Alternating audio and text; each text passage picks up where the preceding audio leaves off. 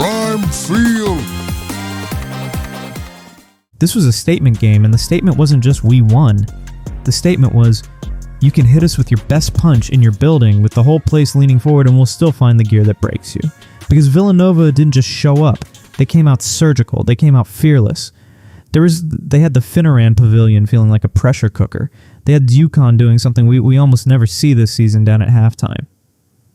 And that's why this one matters. Not because of the final score, because of how UConn flipped the entire temperature of the game. Villanova had the first half rhythm, the threes were falling. Jasmine Basco was in full heater mode. And UConn's offense had moments where it looked like it was trying to breathe through a straw, then the second half hit. And UConn didn't just adjust.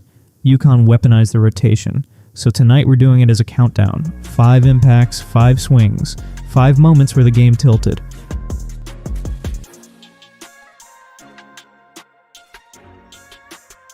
Let's start with the uncomfortable part, because hardcore fans don't do fairy tales. There were minutes tonight that didn't just not help. They actively bled momentum. Kaylee Heckel got a window, 10 minutes, and Villanova's pressure turned that window into a warning label. The ball security wasn't just shaky, it was giving Villanova oxygen right when UConn needed clean possessions. You could feel it in real time, a rushed handle here. A forced decision there. And suddenly the Wildcats are jogging back on defense with a smile. And then there's Sarah Williams, 12 minutes, quiet, not loud quiet, like invisible quiet. In this game, pace and physical engagement were non-negotiable. And Villanova's spacing was daring UConn's bigs to stay connected possession after possession.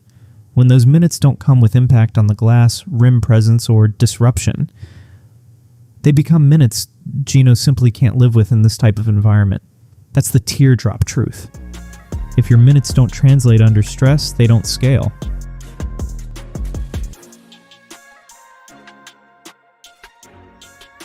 Now the opposite of that.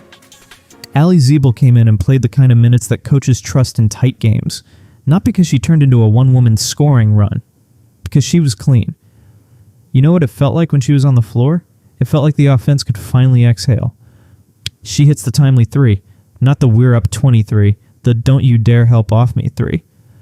She slides into a layup off a strong assist like she's been living in that space all year. And quietly she gives you a block. But the real headline is this: no turnovers. In a road game where Villanova was hunting chaos, Ziebell didn't feed them a single bite. That's how you climb tiers. Not by being loud, by being usable in any sequence.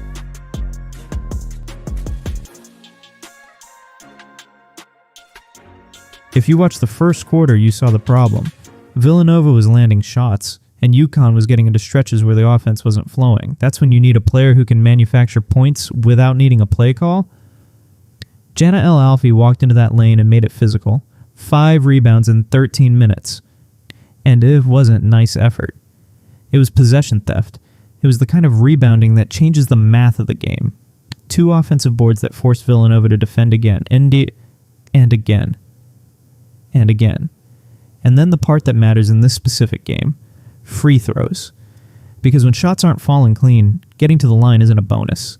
It's a stabilizer. It's the emergency generator that keeps the scoreboard moving while everything else is flickering. And El Alfy didn't just get there. She converted. In that building, in that pressure.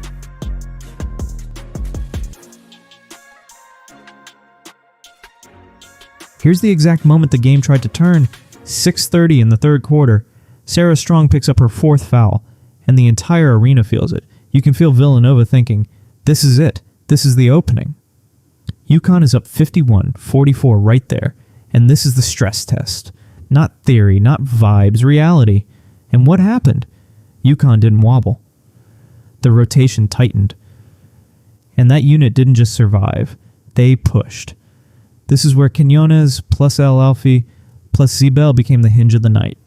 Villanova couldn't turn Strong's foul trouble into a comeback because the bench minutes were doing 2 things at once: ending possessions with rebounds, and contests creating enough disruption that Villanova's offense never got comfortable again.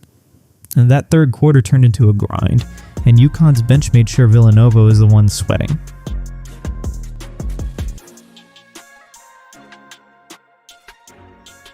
Blanca Quiñonez just moved into can play in any game territory. And if you know UConn rotations, you know how heavy that sentence is. 18 minutes, 4 steals. That's not a stat. That's a series of possessions where Villanova thought they had something and then suddenly they didn't. And let's talk about what those steals felt like. They weren't lucky deflections. They were time jumps. They were reading the next pass. They were taking Villanova's confidence and turning it into hesitation. Because the first half was the Basco show. She was torching. She had the Wildcats believing. Then Quiñonez shows up and starts putting hands on everything. Suddenly those catches are less clean. Suddenly the ball handler is looking over her shoulder. Suddenly Villanova's spacing is still there, but the flow isn't. And here's the defining stretch. When Strong went to the bench with 4 fouls, Quiñonez took the pressure minutes, and the team didn't lose his identity. It didn't soften. It didn't start trading baskets. It stayed connected. It stayed disruptive. It stayed UConn.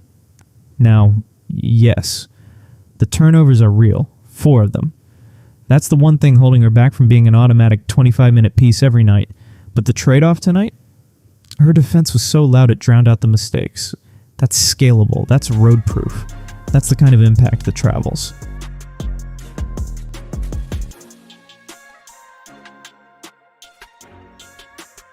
So what does this performance mean? It means UConn doesn't need a perfect first half to win a hostile, high-skill game. Because when the game gets tight, when the building gets loud, when foul trouble hits, the rotation has answers. The blueprint from tonight is crystal. If the opponent is living on the perimeter early, UConn can shift into a defensive flow that turns threes into rush decisions. If the offense stalls, El Alfy can create possessions and points the hard way. If you need clean spacing without chaos, Ziebell can give you points without giving anything back. And if you need the temperature to drop on the other team's guards, Quiñonez can do that with her hands alone. That's not theory. That happened. In this building tonight. Now the next step is simple and brutal. Can Quiñonez clean up the turnovers? Can Ziebell turn into a real rebound presence in these tight sequences? Can El Alfy finish more of those paint touches so it's not only free throws? Because if those 3 check even one more box each, the rotation doesn't just hold up. It becomes a weapon.